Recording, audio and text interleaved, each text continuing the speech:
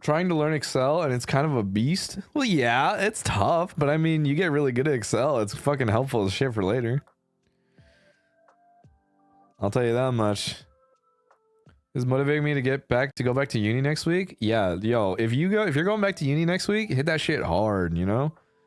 I think give your uni work 110% while you can, trust me.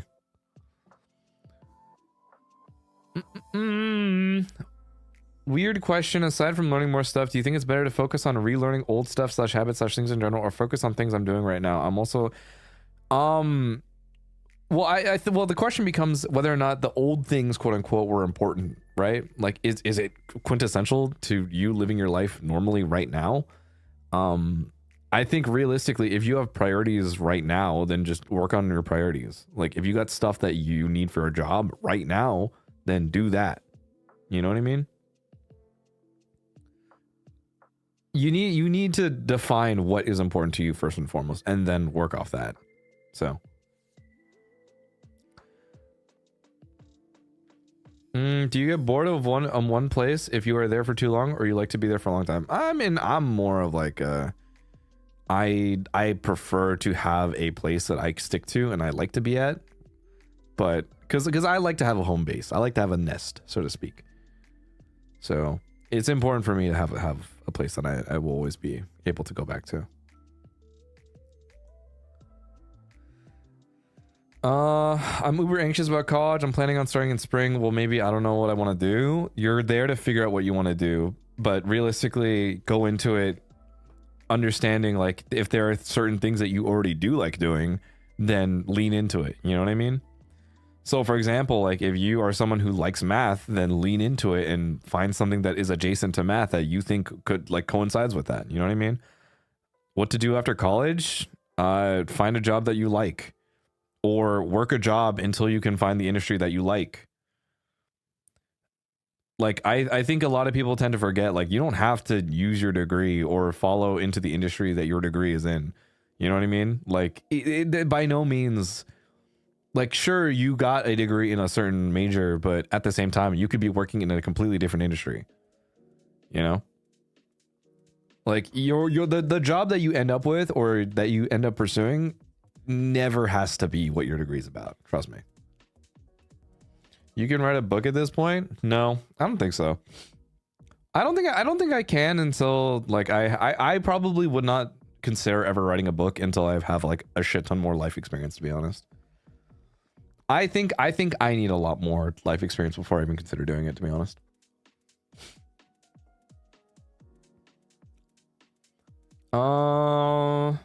Any tips on maintaining a healthy social life in uni? Prioritize, like, hey, if there's an event, nice. If you don't have any major events or exams coming up and you want to participate, study a bit day by day before your exam and make time to go out to a small thing every like once in a while, and just hang out with people, make friends, just enjoy your time with people. But also just recognize you still have work to do and just put in that work.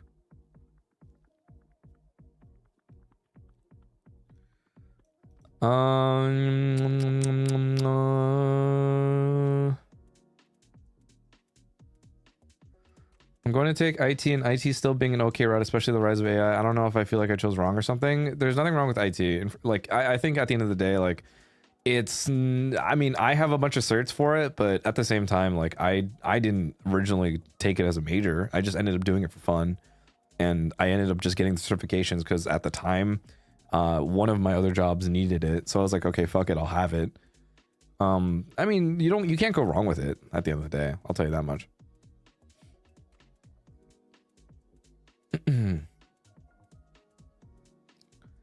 I'm still in job seeking phase. I just hope I get some Illustrator Studio. I would say at the same time, still work another job in the meantime, or work just a job. Like if you can get something part-time at like, and I mean, I guess that's the thing. I will always tell everybody, like, do not risk it all, if that makes sense. Especially when you are like chasing a passion thing.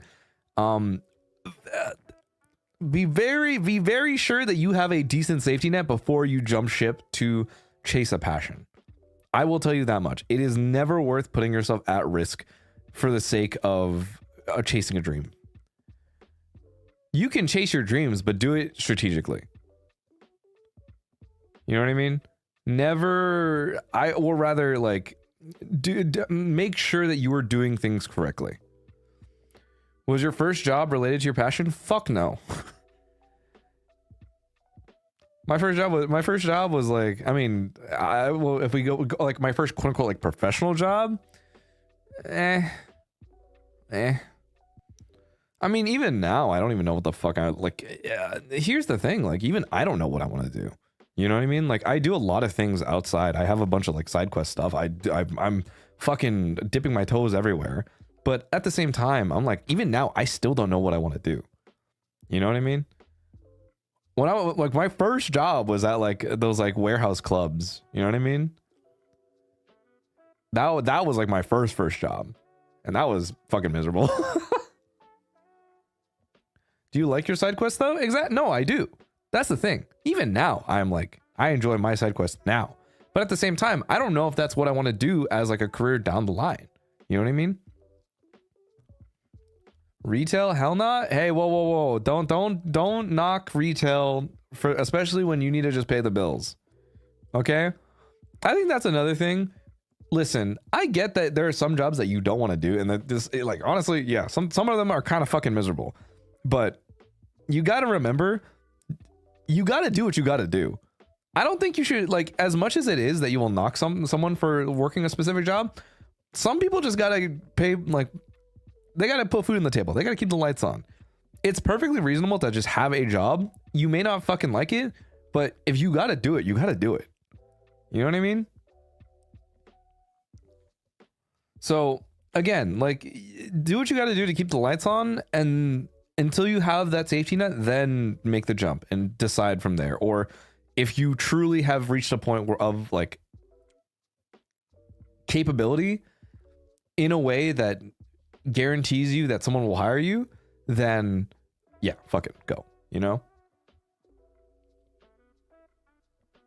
I'm not passionate about my job, but it gives me more money to pursue the things I am passionate about. Exactly.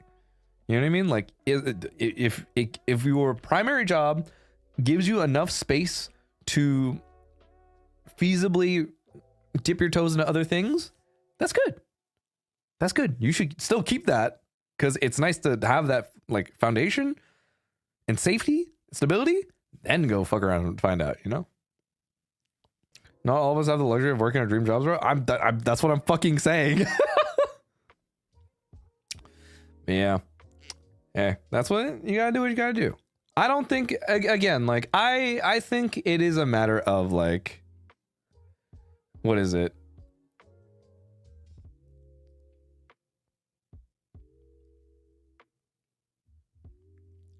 There's a level of respect that you always have to have for people who are just trying to make things work, you know? And I think at the end of the day, we're all in the same boat. We're just trying to make things work. We're just trying to get through life. And as long as they're putting in the effort to do things, then that's good for them. Same thing for us, right? Like, at the end of the day, it's just a matter of, are we doing what we can to do better? So hold up, I might need your advice. I hate my job, but it still pays the bills. Now I'm looking for a new job, but the field I graduated from isn't popular among the bigger companies. What should I do though? You should still apply to whatever other things in whatever industry you're trying to do, and more so, like, how do you apply your current experience at said job to different industries, and or how can you develop the skills necessary for the other industry you're trying to apply for, right? Like, if you're trying to join a different or like a bigger company or whatever it might be, how exactly can you make yourself valuable as an, like, not as like an asset necessarily, but how do you have the necessary skills to be a high performer that they are willing to try and hire you for? You should still be willing to apply. You should still try, even if even if your quote unquote like major or whatever it is isn't necessarily super relevant. But if you have the skills, that's what they're looking for. What if I'm spending too much time and trying to figure out what I like though? I wonder if I'm really wasting time. Like, I understand it's gaining more skills and opportunities, but still, if I don't stick to it, there's nothing wrong with having a wide range of stuff that you can get good at And even then, like, you may not necessarily see it as like oh, I really want to do this. But, you know, at the end of the day, what matters is being good at something or having the skills to do so leads you in the right direction, or it leads you in a direction that at least helps you figure something out. But the point being is, at the very least, as long as you are actively searching and looking for stuff to really settle with or decide, like, this is what is my calling, right? But obviously there's no guarantee that you're ever going to hit it. You know what I mean? Like, at some point in time, what matters is if it truly isn't for you, just cut your losses, you know, and find something that truly does interest you in a way that you are willing to put in the time to.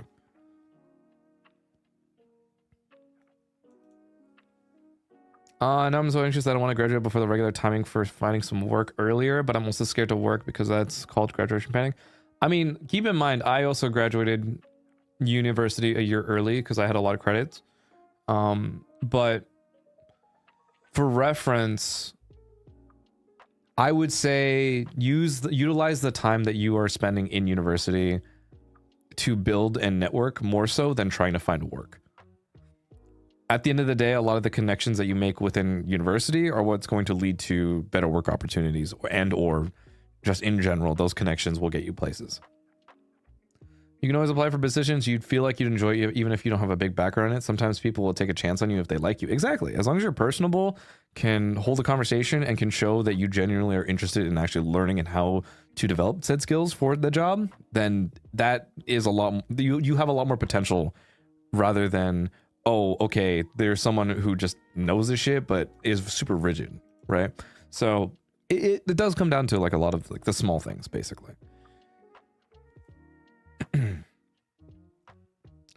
I can do a lot of things, but I often feel like I'm mid at each of them and not really good at anything. Pick the one. If you're mid at a lot of stuff, pick one that you think has a lot of potential or a high ceiling of, I think I can get really good at, and spend more time getting good at that one thing.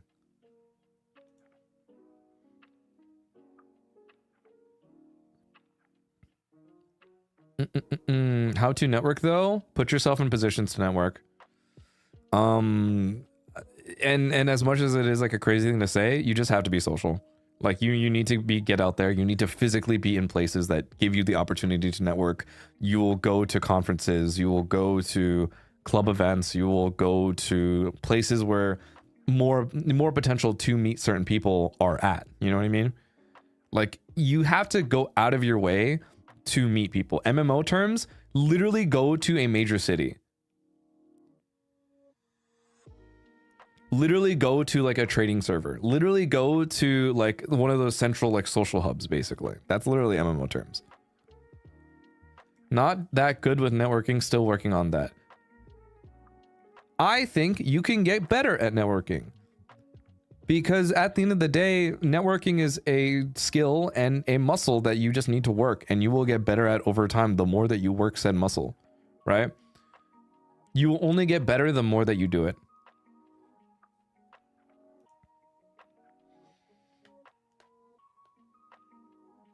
Join a guild? No, that's true. It literally is that, yeah. Any tips for imposter syndrome? Got into top uni, feel like I'm not good enough because I met my batchmates and they're also good, like mind-blowingly good. The fact that you made it to a top university is proof enough that you have gotten there. And that is solid. Like, so think about it this way. The one way that you combat imposter syndrome is to simply build up a portfolio of things that you've accomplished over time to prove to yourself that this is a solid, like, you quite literally cannot refute the fact that you did it. You know what I mean? You quite literally cannot say that you are not good enough because you are literally there, right? The other thing being is, like, if, say for example, oh, I am not smart enough to do X, Y, and Z, but you've accomplished something else. Like, for example, I'm trying to think of like something. Let's say, for example, you are like, I don't know shit about how WebSockets work, but then you end up creating a web server anyway. You did do that, And the imposter syndrome can't, like, you cannot tell yourself that you don't know how the fuck this works after you've already done the thing and you've made it work in a way that it truly does work. You know what I mean? So, I mean, again, like, you can call it, like, say for example, like, oh, I don't think I'm that much of like a professional, or like, I don't think I've done enough. But if you look back on your career, or like, say for example, in the past year alone, how much you've actually accomplished and specific milestones that you've accomplished. Like, for example, like, oh, and I guess here we'll say,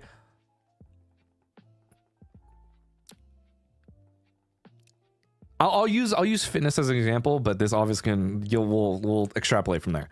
For example, like, you can say, oh, I'm not very good at, I don't think I'm strong enough. For example, and this is something that I struggle with too. Like, I don't think I'm strong enough, but at the same time, like, for example, like, I can bench like 265, and I will constantly tell I'm not strong enough. But at the same time, like, I have benched 265, and that's not a small fucking number. That is a difficult number to hit to begin with. There are people who can't bench the bar. There are people who can't even bench 135, and that's something that to be proud of, right? And it's the fact that the fact remains, I have benched 265. Therefore, I'm strong, right? Does that make sense? It's quite literally, you have done things that are literal solid evidence to prove to yourself that you are capable of doing X, Y, and Z. So that's the bottom line. I hope you can work with here. Oh my God. And